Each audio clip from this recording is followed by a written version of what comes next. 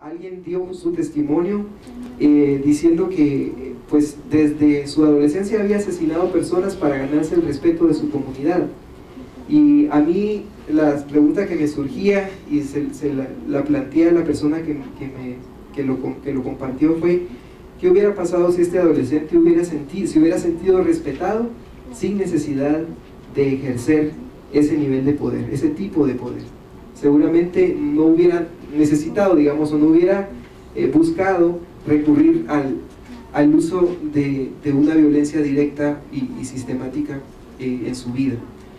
El tema de los valores, de la construcción de valores. Ahora, ese tema de la construcción de valores nosotros lo entendemos desde el punto de vista de la reflexión del para qué, cómo lo logro, qué sentido tiene, hacia dónde me va a llevar y qué apreciación le doy a eso, ¿verdad? No tanto en términos de una escala moralista de la buena conducta y la mala conducta, sino una reflexión crítica de lo que estamos haciendo y a dónde nos lleva. La conflictividad intrafamiliar, la ausencia de movimientos sociales alternativos para la juventud, un debilitamiento de esa línea también es un factor importante. Entonces, en la reflexión hemos visto que la crisis conlleva violencia, conlleva trauma, conlleva riesgo, el conflicto conlleva malestar, intereses contrapuestos, discrepancias, polarización. Toda la escalada del conflicto de Gassel que tú nos presentaste en la mañana, ¿no? Puede llevar al conflicto, a una crisis. Pero la conflictividad entonces lleva raíces históricas subyacentes, contextos sociales, factores culturales, factores de carácter sistémico, digamos a nivel macro o a nivel de subsistema, y factores estructurales en otra línea, jurídicos por ejemplo. Entonces, en esa línea nosotros hemos venido reflexionando que la construcción de la paz, digamos, viendo la paz, o más bien dicho, viendo la seguridad desde la lógica de la paz y desde la lógica de este concepto de paz, que no es cualquier, digamos, no es cualquier concepto de paz en esta lógica.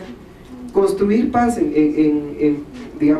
desde esta lógica de seguridad implica, frente a la crisis, desarrollar estrategias para reducir el daño frente a la crisis, es decir, llegar a pensar cuál es la forma de tener el menor daño posible frente a esta situación crítica que se ha agudizado. Cómo reconstruir después de la crisis, cómo reparar después de la crisis y cómo estabilizar. Y al hablar de estabilizar no es un concepto de status quo, sino es estabilizar en términos de llegar a tener establemente las condiciones de vida mínimas que garantizan, digamos, o que promueven o que reconocen, digamos, el marco de los derechos humanos esenciales.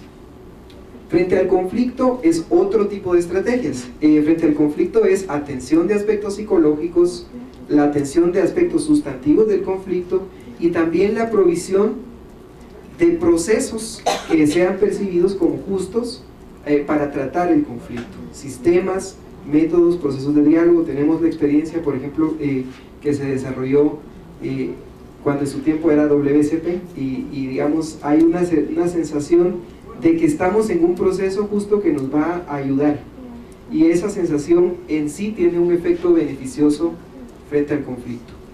Ahora, con la conflictividad, el tipo de procedimientos y de niveles es distinto, porque hablamos de construcción de procesos horizontales y de instalar sistemas dialógicos de forma permanente, formales e informales, digamos formales en términos de la deliberación pública e informales en términos del análisis de la realidad y en términos de construir fuerzas, de crear sinergias frente a los problemas.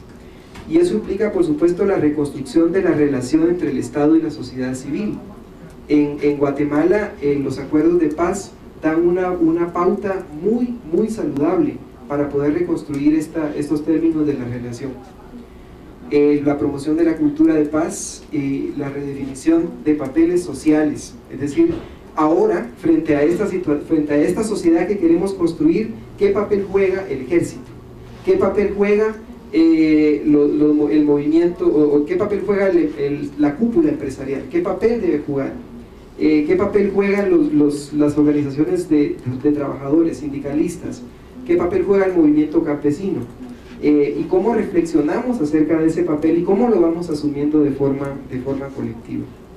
Y el tema de las maras y pandillas pasa por estos mismos tres niveles, y entonces una de las análisis que hemos visto de lo que la sociedad civil ha hecho, o que se ha promovido, o que ha dicho que se debe hacer frente al tema de las maras, va en esas tres categorías.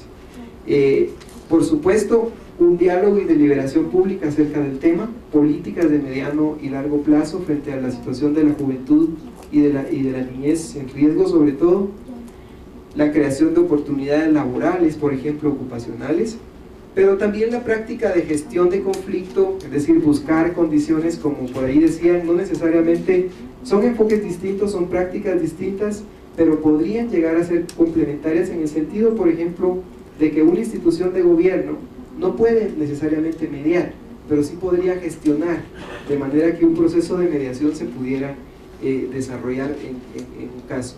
La negociación directa, el uso del arbitraje en cierta forma, mecanismos de conciliación y la alerta temprana, por supuesto que es algo que todavía sentimos que en América Latina está en pañales, a pesar de que ya hay un avance teórico, tecnológico de cómo hacerlo.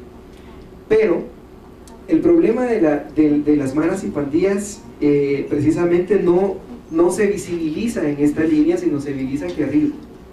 Y entonces eso en cierta forma nos obliga a reflexionar cómo estamos enfrentando las crisis de seguridad derivadas del fenómeno de las maras y pandillas.